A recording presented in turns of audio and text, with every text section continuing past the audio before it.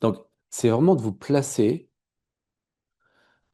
dans une perspective. Par exemple, les quatre notes vérité. Quand j'ai été enseigné dans le bouddhisme, ce qui ressortait souvent, bien que c'est devenu une religion pour certains, mais que c'était pas une religion, c'était une philosophie. Bien que c'est une religion pour certains, je le redis. Je peux pas dire c'est pas une religion, ok? Certains en ont fait une religion. Mais à la base, le Bouddha voulait pas qu'il y ait un mouvement. À la base, le Bouddha a très bien dit dans certains de ses textes de ne pas construire de temple ou d'ashram lié à ses enseignements, et c'est l'inverse qui a été fait, bien évidemment. C'est le propre de l'humain de faire l'inverse. Si on dit à un enfant, fais pas ça, c'est sûr qu'il le fera deux fois plus. Donc, à la base, le bouddhisme, ce que nous on appelle le bouddhisme, comme étant un isme, on pourrait dire c'est plutôt la révélation d'un modèle psychologique et non pas d'une croyance. Et il y a beaucoup de choses au niveau de la psychologie moderne qui y sont inspirées. Même chose au niveau de certaines choses dans l'hindouisme.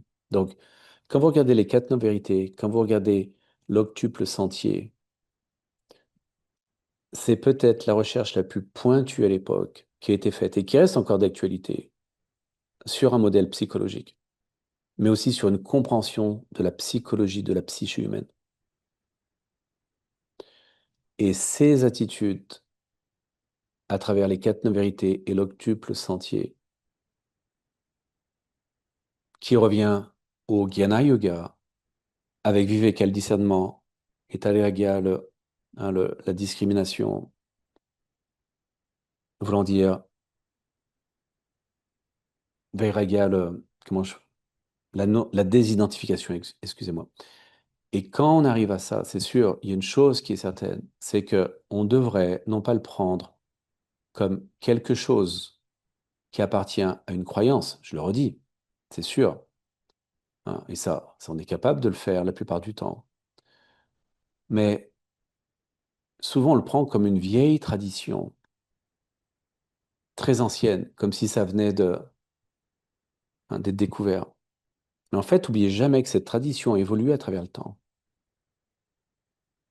Et quand elle arrive jusqu'à nous, la beauté de la chose, c'est qu'on découvre finalement qu'à l'époque, ce que décrivait le Bouddha, et c'est pas le premier, d'autres maîtres l'ont décrit bien avant lui, sans qu'ils étaient bouddhistes. Mais le Bouddha a réussi aussi à faire un amalgame dans ses méditations et dans sa vie, des enseignements que lui-même avait reçus de certains maîtres, mais surtout de ce qu'il avait découvert par observation profonde, personnelle, intime.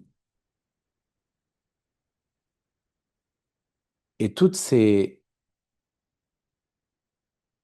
on pourrait dire, ces, ces voies d'accès, que ce soit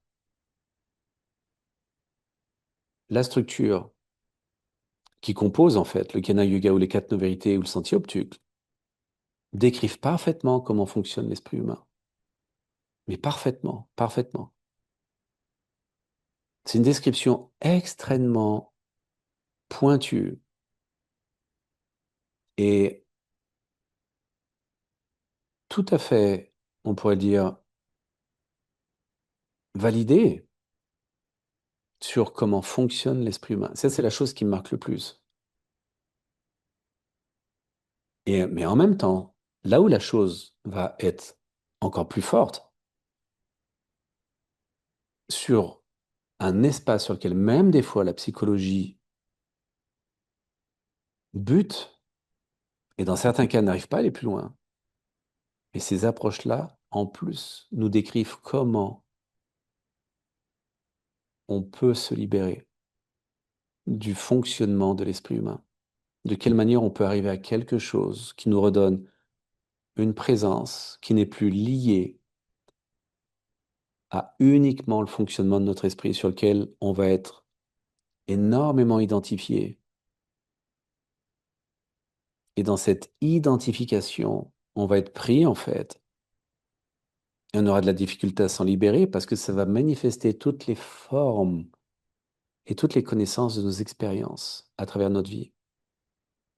Et on va le voir uniquement à travers cet esprit, uniquement à travers ce mental. On n'arrivera pas à le voir en dehors de cet esprit, en dehors de ce mental. Et lorsqu'on arrive à le voir en dehors de cet esprit ou de ce mental, on commence à comprendre en fait que les identifications sont énormes, que les perceptions sont énormes, que les interprétations sont constamment là, constamment là, constamment là. Et au bout d'un moment, on peut comprendre que ça nous limite énormément dans notre évolution. Parce que tout ce qu'on voit dans ce qu'on vit étant interprété, étant une perception conditionnée